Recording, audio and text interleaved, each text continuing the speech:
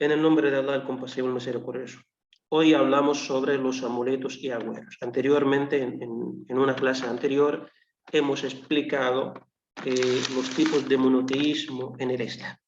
Y uno de esos tipos del monoteísmo es el monoteísmo del señorío, es el monoteísmo del señorío.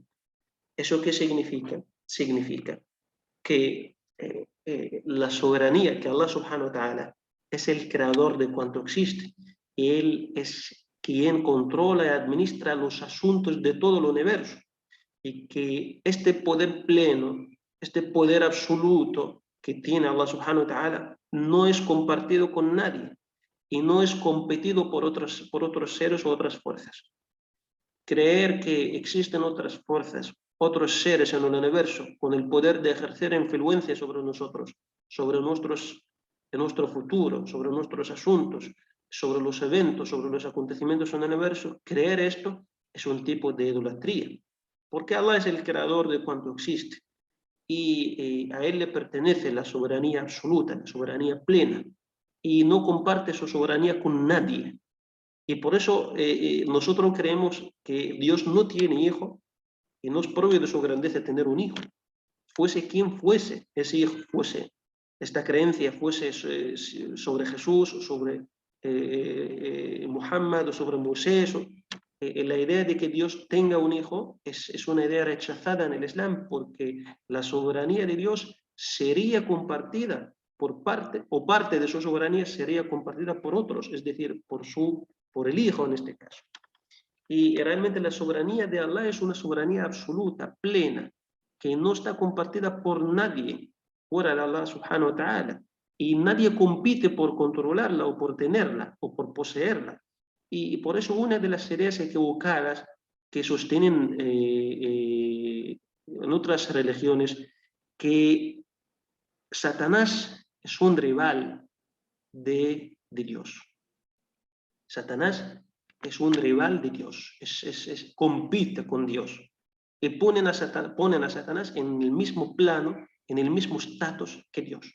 Esto es un error muy grande. Es un error muy grande. Fíjate que solamente en una palabra, con una sola palabra, tú tienes, alhamdulillah, el poder de librarte de Satanás, de sus susurros. Una sola palabra, decir me refugio en Allah del maldito Satanás, nada más. Decir esto con sinceridad o con fe, Satanás no puede acercarse a ti, ni puede hacerte daño con el permiso de Allah, alhamdulillah. Una sola palabra, tú puedes ya hacerle desaparecer de tu lado, alhamdulillah. Así que, y Satanás, como dice Allah subhanahu wa ta'ala, que las artimañas o los planes de Satanás son débiles. Las artimañas y los planes, como dice Allah subhanahu wa ta'ala en el Corán, capítulo número 4, los planes de Satanás son frágiles. Realmente sí, lo es. Satanás solamente influye en las personas cuya fe es débil, cuya fe es frágil. Las personas que ellas mismas, esas personas ya se han despojado de todas las armas que pueden tener para luchar contra Satanás. Esas armas es la fe, el Corán, la oración, etc. Y la persona, cuando está despojado de todo esto, ya se convierte en una presa fácil para Satanás. Se convierte en una presa fácil para Satanás. Pero Satanás es muy débil. Satanás es muy débil, es muy frágil. Los amuletos y los agüeros, y hemos dicho que, bueno, que como explicamos el otro día, en la otra clase, alhamdulillah, que Tawhid Rububiyyah, el monoteísmo del señorío, los amuletos, los agüeros, hablemos primero sobre los amuletos. Y los amuletos son cosas que ya llevan personas que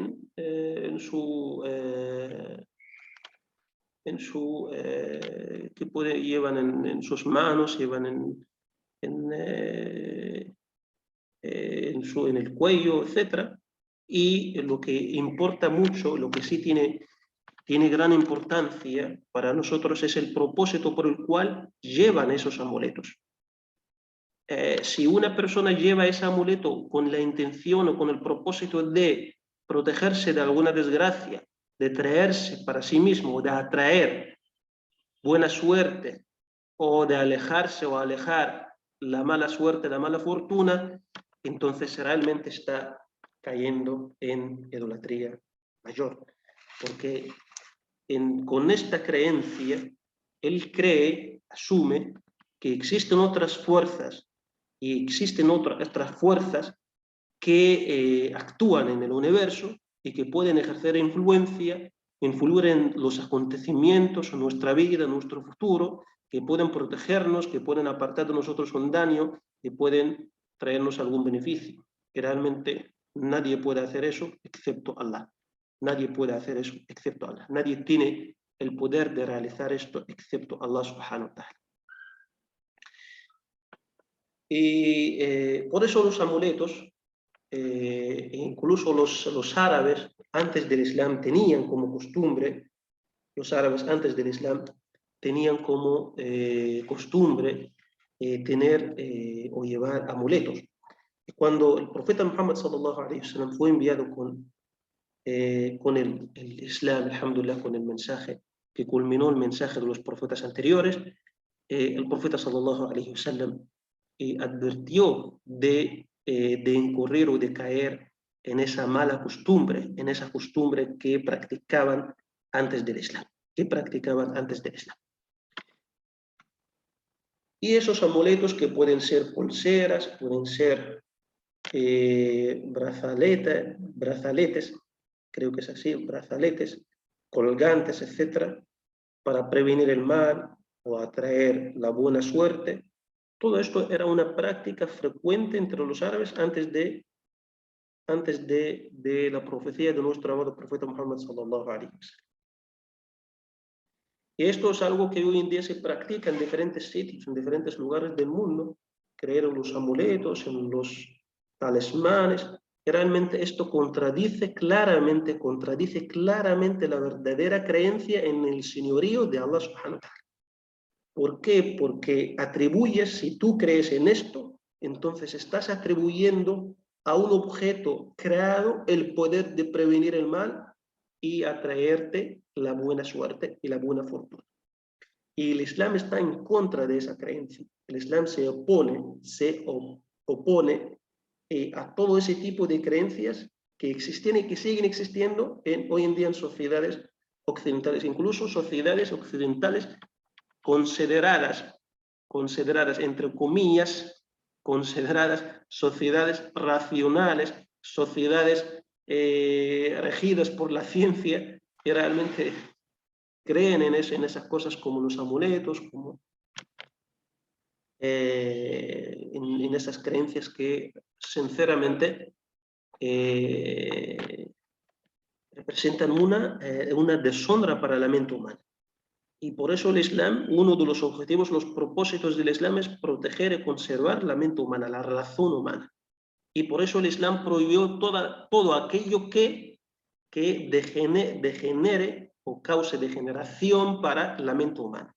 Todo aquello que rebaje el rango de la mente humana, el Islam lo ha prohibido, como por ejemplo los embriagantes. Los embriagantes ya te meten, te ponen en un estado ya de inconsciencia. Y el Islam prohíbe eso, porque realmente tú ya te despojas de tu capacidad de distinguir, de discernir de tu conciencia, de tu conciencia.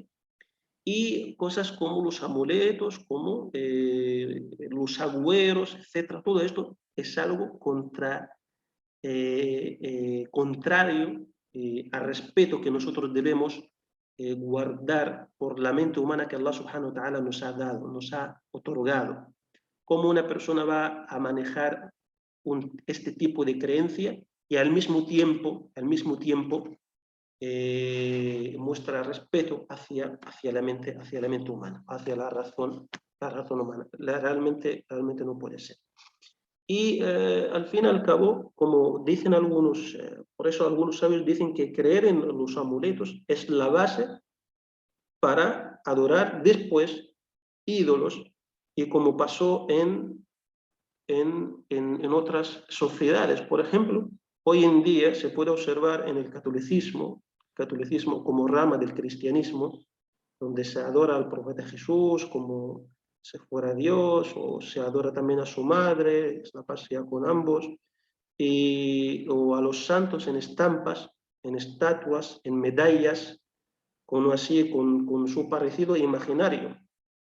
Y uno lo lleva consigo en el coche, lo lleva consigo en el trabajo. Y una vez estuve en el taxi, y el hombre en Perú, siempre en el taxi, ponen así medalla con imágenes de, bueno, esto parecido imaginario de Jesús, de María, de algún santo. Y yo le pregunté, ¿tú crees que esta medalla te puede proteger de algún accidente? Y me dijo que sí. Y le dije, si la medalla misma o las personas que están en la medalla no podían atraer para sí mismos ningún beneficio y no podían apartar de sí mismos ningún daño. ¿Y por qué no nos encomendamos al Creador que dio vida y existencia a esas personas? En lugar de encomendarnos a ellas o encomendarnos a una medalla de plástico que no posee ningún poder. Así, subhanallah, lamentablemente la mente humana puede llegar a este nivel, lamentablemente puede bajar hasta este nivel que ni siquiera las otras criaturas llegan a él, ni siquiera las otras criaturas llegan a él. Y esto que como...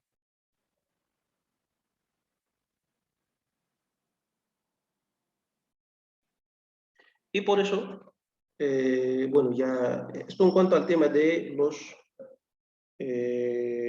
los amuletos. En tiempo del profeta Muhammad sallallahu alaihi wasallam,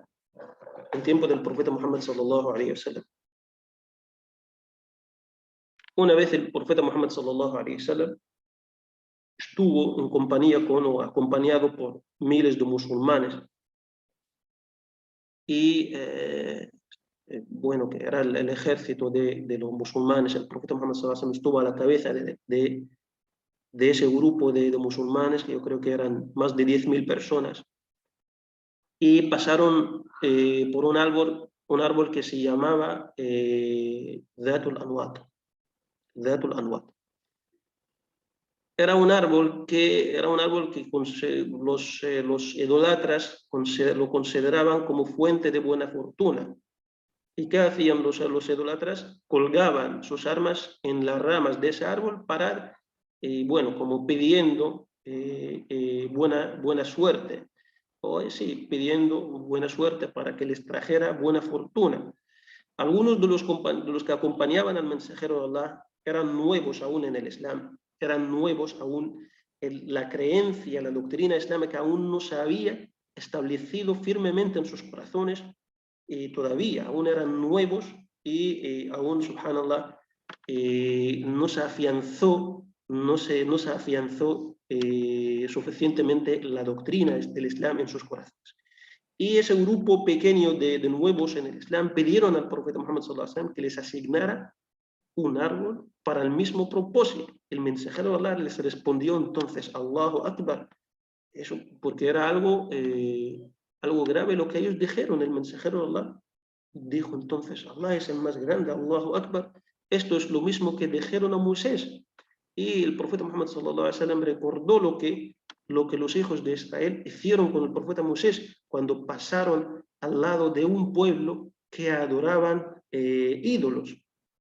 Pasaron al lado de un pueblo que adoraba ídolos, y los hijos de Israel pidieron a Moisés que les trajera, que les hiciese ídolos iguales que ellos para adorarlos como ellos lo hacen. Y el mensajero de Allah dijo que esto es lo mismo que dijeron a Moisés: oh Moisés, permítenos adorar ídolos como ellos lo hacen. Y aquí el profeta sallallahu alaihi wasallam está comparando lo que hicieron los idólatras pidiendo que, bueno, algo así como amuletos, el Anwat, y creían que esto podía atraerles la buena fortuna o apartar de ellos la mala fortuna. el profeta sallallahu alaihi wasallam lo comparó con lo que hizo el pueblo de Moisés, cuando pidieron a Moisés que les permitiese adorar ídolos como lo hacía ese pueblo con el que ellos se toparon.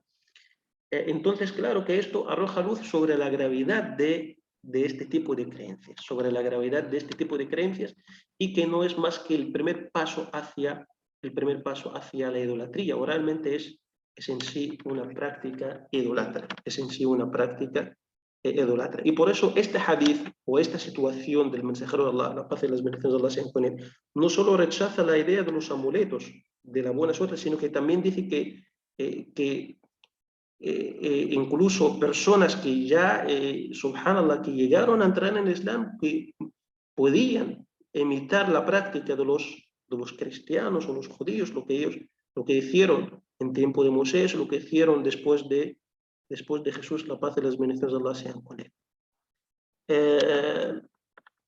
Esto en cuanto a los amuletos, algo que tan frecuente entre nosotros. Tan frecuente entre la gente de las sociedades occidentales especialmente. Pero claro que si uno lo lleva un amuleto con la mera intención, con la única intención, bueno, como un adorno, no tiene ninguna intención no tiene ninguna creencia en ese amuleto, y entonces no es igual que aquel que utiliza el amuleto creyendo que puede atraerle buena fortuna o apartar de él una mala fortuna. Claro que no es igual, no es lo mismo. Y luego las supersticiones y los agüeros, que también es una práctica que el Islam prohíbe y considera que esta práctica contradice la creencia en el señorío de Allah subhanahu wa ta'ala, y rompe el principio del monoteísmo del señorío de Allah subhanahu wa ta'ala. Y los agüeros o las supersticiones, lo que sucede que las personas, incluso los árabes antes del Islam, por ejemplo, los árabes antes del Islam, consideraban que la dirección en que volaban los pájaros era un signo de buena o mala fortuna.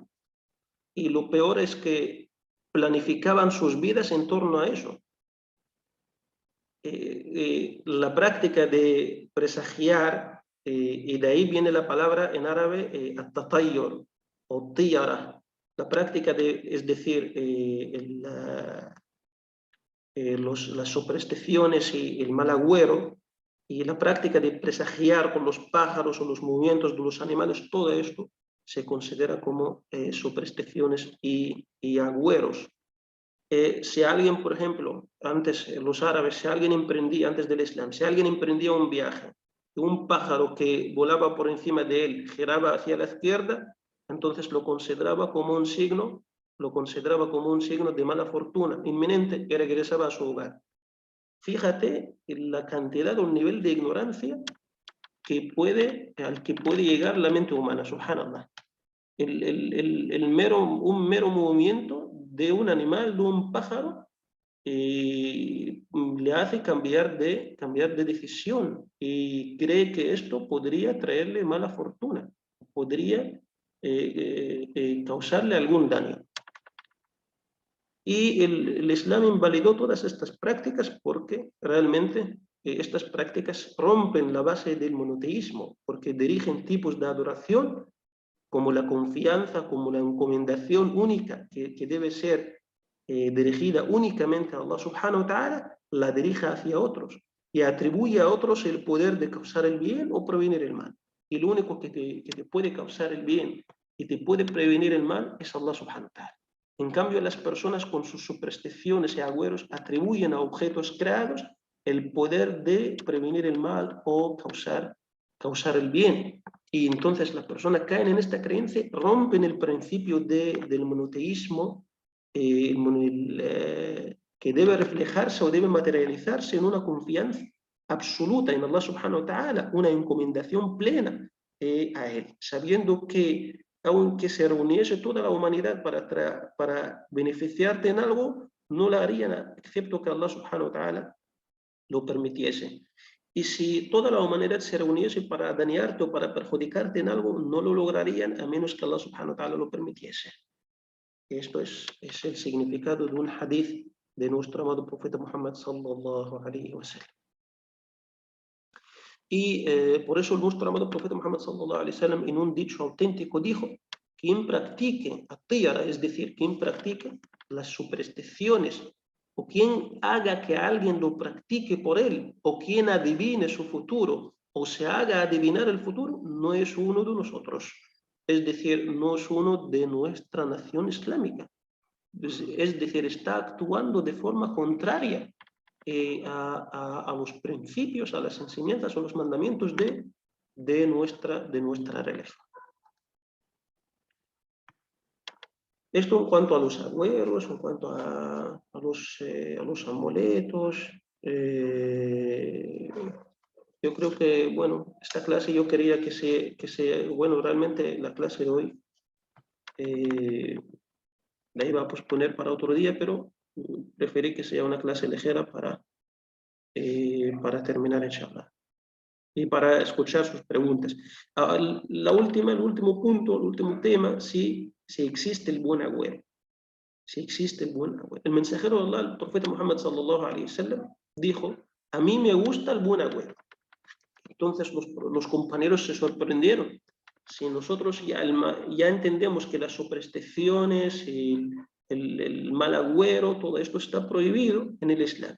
Y esto contradice el monoteísmo, la creencia en el monoteísmo del señorío de Allah subhanahu wa ta'ala. Entonces, ¿cómo es el buen agüero? Preguntaron al mensajero de Allah: ¿y qué es el buen agüero? El mensajero de Allah, el profeta sallallahu alaihi wasallam, dijo: es la palabra alentadora. Es la palabra alentadora. La palabra alentadora es, bueno, por ejemplo, el profeta sallallahu alaihi wasallam aquí en este hadith expresa su gusto por el buen agüero. Lo que el profeta sallallahu alaihi wasallam describió y definió de forma clarísima, explícita, en qué consiste el buen agüero, diciendo: el buen agüero es la palabra alentadora. Algunos sabios ponen como ejemplo, por ejemplo, una persona enferma, ponerle el sobrenombre en árabe Salim. Salim es decir, sano. Ponerle a una persona enferma el sobrenombre sano. O a alguien que ha perdido algo, ponerle un nombre cuyo significado es el que encuentra. Y otros términos optimistas, es decir, el uso de términos que reviven la esperanza, que transmiten optimismo, que saquen a las personas de estado de desesperación o estado de pesimismo. Produce una sensación de tranquilidad, de optimismo, de bienestar. Y por eso los creyentes deben conservar el optimismo sobre Allah subhanahu wa ta'ala todo el tiempo. Y nunca perder la esperanza. A eso se refiere el profeta sallallahu alaihi wasallam con la palabra alentadora, el buen agüero. Son palabras que reviven la esperanza, son palabras que transmiten optimismo, alhamdulillah, y llenan los corazones de optimismo sobre Allah subhanahu wa ta'ala. Esto es lo que sí está permitido en el Islam, sin ningún problema. No sé si está claro para ustedes el tema de hoy. Si hay alguna pregunta, por favor, adelante. Les escucho atentamente, inshallah, con el permiso de Allah subhanahu wa ta'ala. La hermana Marwa creo que levantó la mano. Adelante, hermana, inshallah. Assalamu alaikum wa rahmatullahi wa barakatuh, Sheikh. Espero que esté bien, inshallah. Sheikh, disculpe, tengo dos preguntitas puntuales, a ver si usted me pudiera, por favor, ayudar. Si una persona no utiliza un amuleto, pero sin embargo, esa persona cree y tiene una predisposición a suponer que sabe lo que pasará en el futuro de su vida por sus actos y se autocritica y autojuzga, ¿no está también infringiendo, creyendo que tiene autonomía de saber lo que solamente Allah sabe? ¿Cómo que él cree que tiene el poder de predecir el futuro, de pronosticarlo. Sí, de que en base a sus acciones puede saber qué va a pasar en el futuro. Bueno, si, como dice Allah subhanahu wa ta'ala en el Corán, dirigiéndose al profeta sallallahu alaihi wasallam, وَلَوْ كُنْتُ أَعْلَمُ الْغَيْبَ لَاسْتَكْثَرْتُ مِنَ الْخَيْرِ وَمَا مَسَّنِيَ السُّوءُ. Si yo tuviese conocimiento sobre lo oculto, entonces no me habría tocado ninguna desgracia. No me habría tocado ninguna desgracia. وَكُنْتُ أَعْلَمُ الْغَيْبَ لَاسْتَكْثَرْتُ مِنَ الْخَيْرِ وَمَا مَسَّنِيَ السُّوءُ. Si yo tuviese conocimiento sobre lo oculto, entonces habría logrado muchas cosas de bien, o habría logrado más cosas buenas, y nunca me habría tocado una desgracia. Y ninguna persona realmente tiene conocimiento sobre el futuro, y ninguna persona debe alegar tener poder de pronosticar y predecir el futuro. Y si la persona cree que él tiene ese poder de conocer lo oculto y acceder a ello, y cree que él puede ejercer control sobre esto, entonces lo que está realizando entonces es un error gravísimo. Debe arrepentirse a Allah subhanahu wa ta'ala, sabiendo que el único que tiene poder, o el único que posee el conocimiento o conoce lo oculto, es Allah subhanahu wa ta'ala, y él se está atribuyendo a sí mismo algo que es únicamente propio de su creador. Ciertamente es así, que yo comprendí eso, gracias a Dios. Y la otra pregunta es en base a este último tema. Si una persona tiene la capacidad de ser una persona con una palabra alentadora, de brindar esperanza, de brindar alegría, carisma. La reflexión para que hay que tener es de que cómo le ayudó su amigo. La hermana que está hablando, que espera que termine la hermana, inshallah. Por favor. Sigue, hermana, sigue. Gracias. Gracias, disculpe.